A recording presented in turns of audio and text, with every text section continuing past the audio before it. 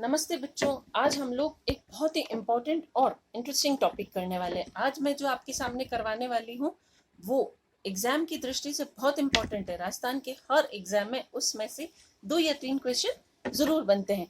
तो आप शुरू से अंत तक पूरे वीडियो टाइम में कॉपी पेन लेके बैठिएगा और इम्पोर्टेंट पॉइंट्स नोट करते चलिएगा।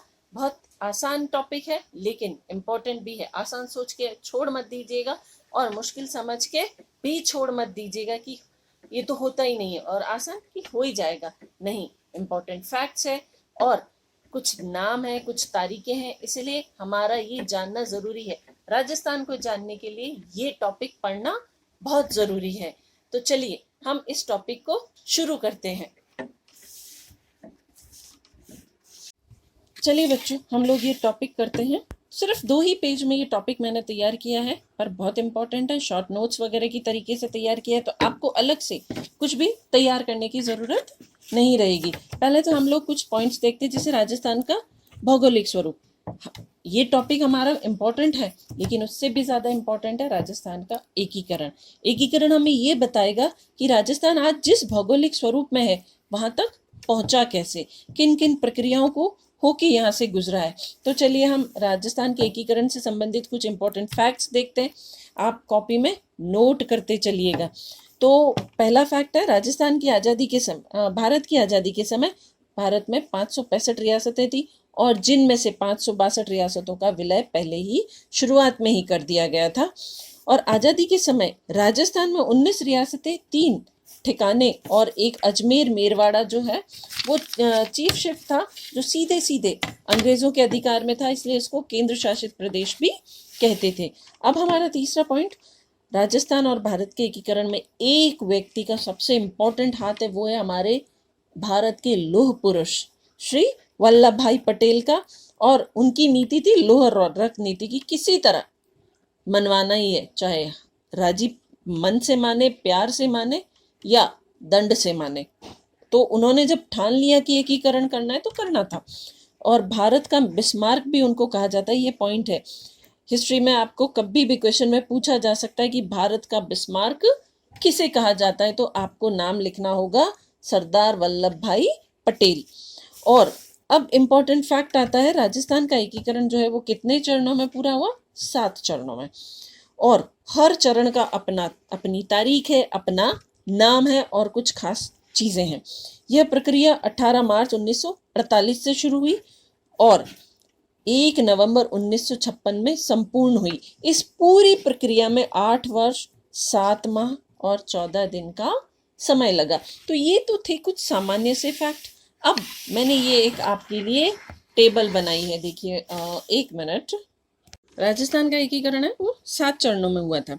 तो मैंने एक पूरी टेबल बनाई है, इसको हम ध्यान से पढ़ते हुए चलेंगे, आप कॉपी में नोट करते हुए चलिएगा।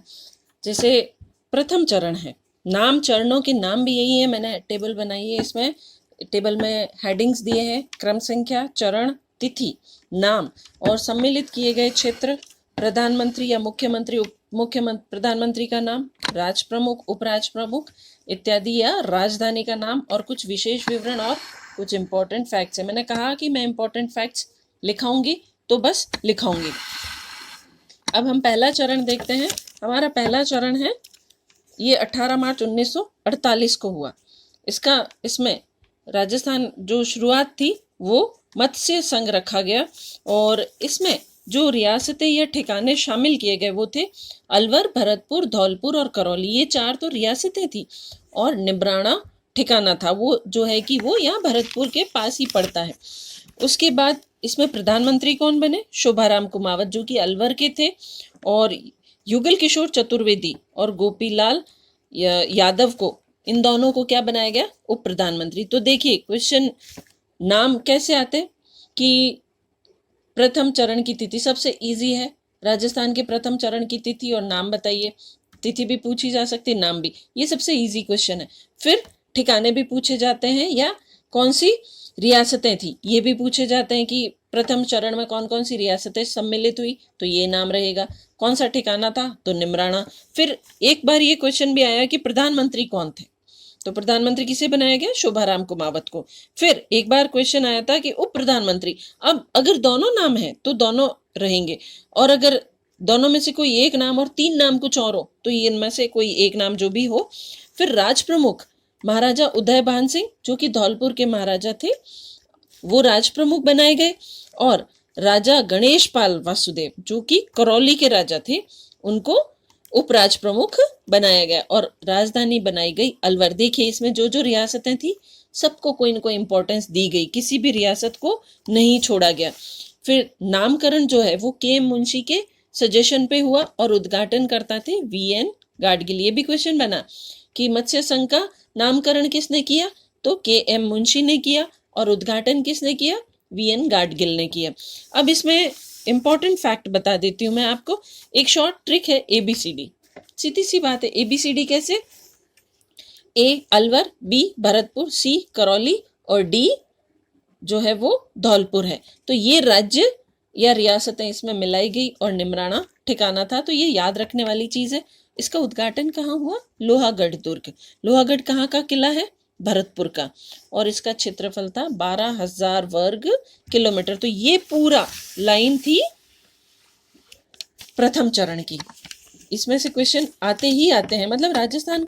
तो हमने पहला चरण देखा, अब हम देखते हैं दूसरा चरण। द्वितीय चरण जो है वो 25 मार्च 1948 का है। इसमें उसका नाम, जो प्रदेश बना, इसका नाम रखा गया पूर्व राजस्थान संघ। सम्मिलित किए गए क्षेत्रों में थे कोटा, बूंदी, झालावाड़, प्रतापगढ़, डूंगरपुर, टोंक, बांसवाड़ा, शाहपुरा, किशनगढ़। ये तो सारी रियासतें थी, और कुशलगढ़ ठिकाना जो है वो बांसवाड़ा के नजदीक है, उसको भी इसमें सम्मिलित किया गया। फिर आता है प्रधानमंत्री, ये किसे बनाया गया? गोकुललाल असावा को ये। और उसके बाद राज प्रमुख वो थे महाराव भीम सिंह, कोटा के जो महाराव थे उनको राज प्रमुख बनाया गया।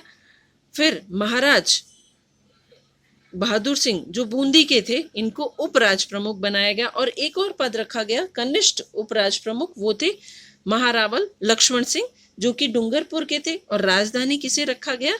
शाहपुरा को। और फिर इसके उद्घाटन करता थे वी.एन. गाडगिल।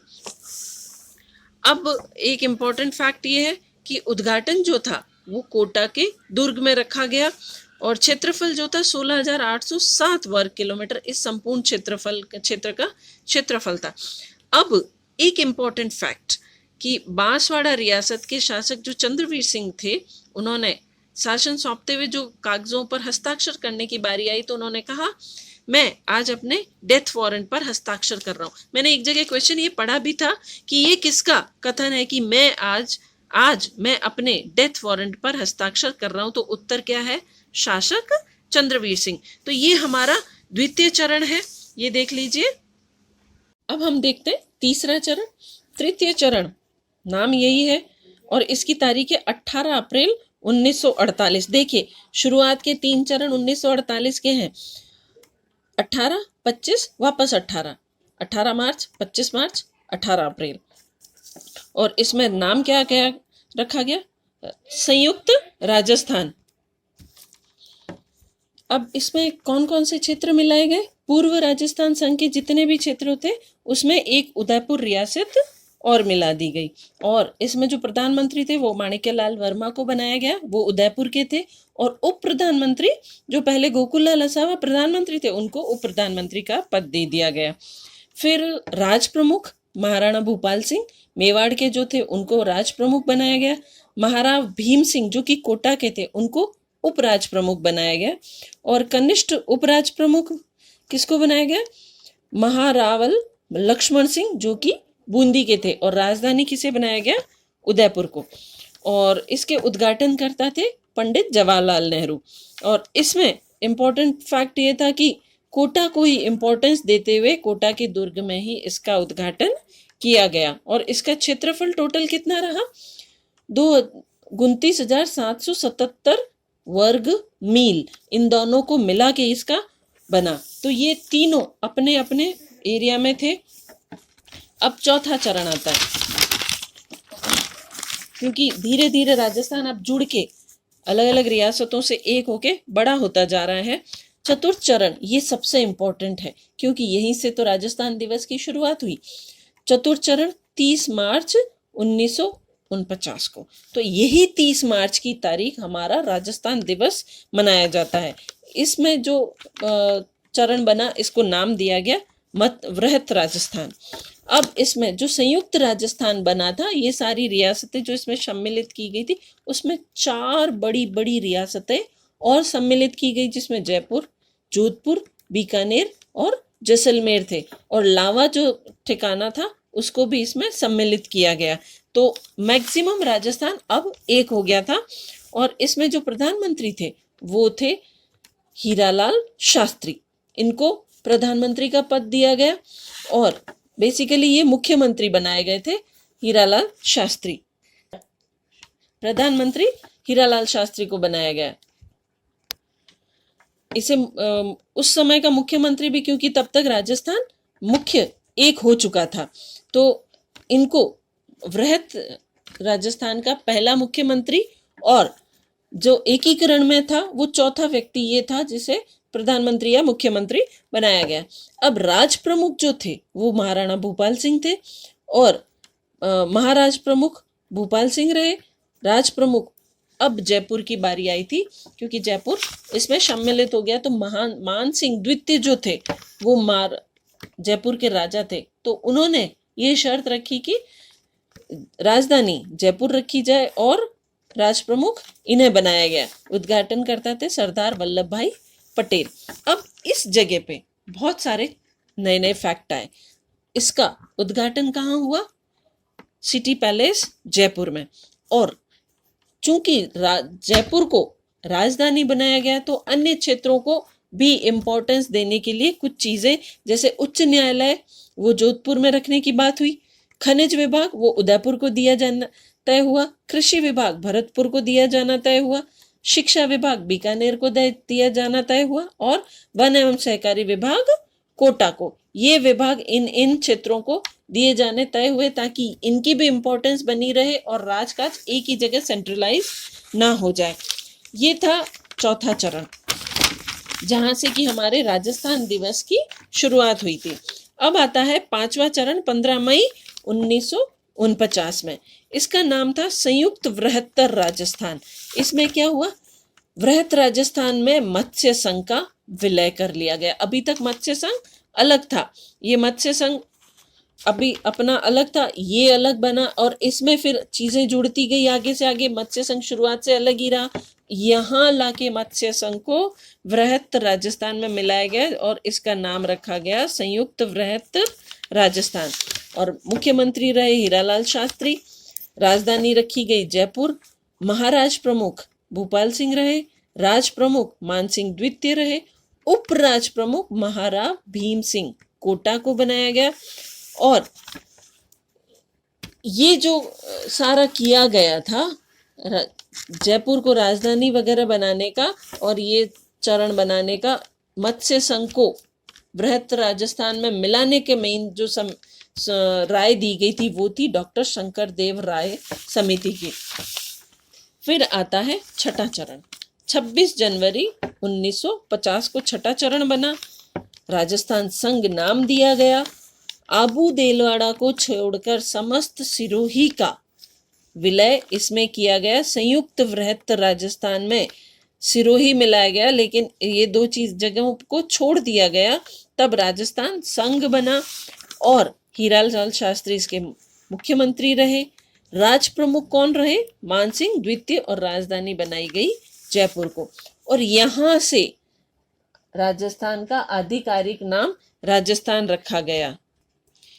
राजस्थान का आधिकारिक रूप से नाम राजस्थान रखा गया और राजस्थान जो था वो बी श्रेणी का राज्य बन गया। अब किस श्रेणी में कौन से राज्य थे? बी श्रेणी में वो राज्य थे जिनमें सारी रियासतों का एकीकरण करने के बाद बने। और ए श्रेणी के राज्य कौन से थे? केंद्र शासित प्रदेश, जो कि अभी अंग्रेजों के अधिकार में थे। और सी श्रेणी के राज्य थे सारे ठिकाने। तो इस तरीके से ये हमारा राजस्थान एकीकरण का छठा चरण है। अब आता है सातवां और आखिरी चरण।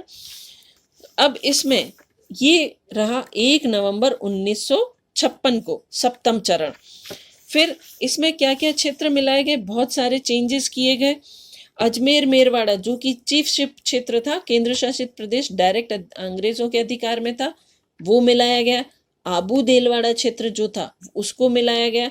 और मध्य प्रदेश के मंदसौर जिले के भानपुरा तहसील का एक गांव है सुनेल टप्पा, उसको राजस्थान में सम्मिलित किया गया।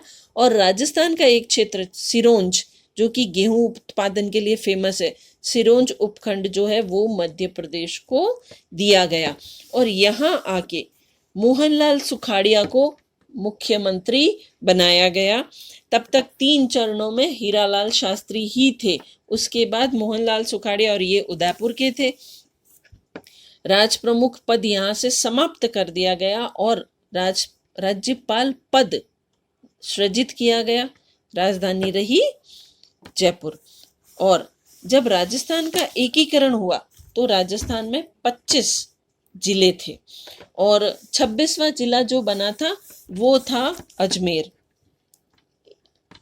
जब हम जिलों का अध्ययन करेंगे तो 1 नवंबर 1/11/1956 को अजमेर जिला जो है वो राजस्थान का 26वां जिला बना। तो आई होप कि आपको ये सारी जानकारी अच्छी लगी होगी, समझ में आ गई होगी, क्योंकि ये इम्पोर्टेंट है। तो एक बार मैं पूरा इस पे आपको व्यू करवा देती हूँ, आप देख लीजिए और हो सके तो एक बार नज़र मार लीजिए। ये देखिए, ये प्रथम चरण की पूरी लाइन है। फिर हम आते हैं ये दूसरे चरण की पूरी लाइन, फिर तीसरे चरण की पूरी लाइन, फिर ये था चौथा चरण, ये पूरी लाइन, फिर 5वां चरण, फिर छठा और ये 7वां चरण। और इनमें से क्वेश्चन जरूर आते हैं, 2 से 3 क्वेश्चन जरूर आते हैं। इसमें से 2 से 3 क्वेश्चन जरूर आते हैं, तो आप इसको ध्यान से पढ़िएगा। और हो सके तो इसी तरह की एक टेबल बना के अपने किसी भी दीवार पे चिपका दीजिए, ताकि आते जाते आपकी नज़र पड़े और आप इसको पढ़ सकें। तो आई होप आपको समझ में आया होगा। Thank you. वीडियो पसंद आया तो इसको शेयर लाइक ज़रूर कीजिए। Subscribe my channel also. Thank you.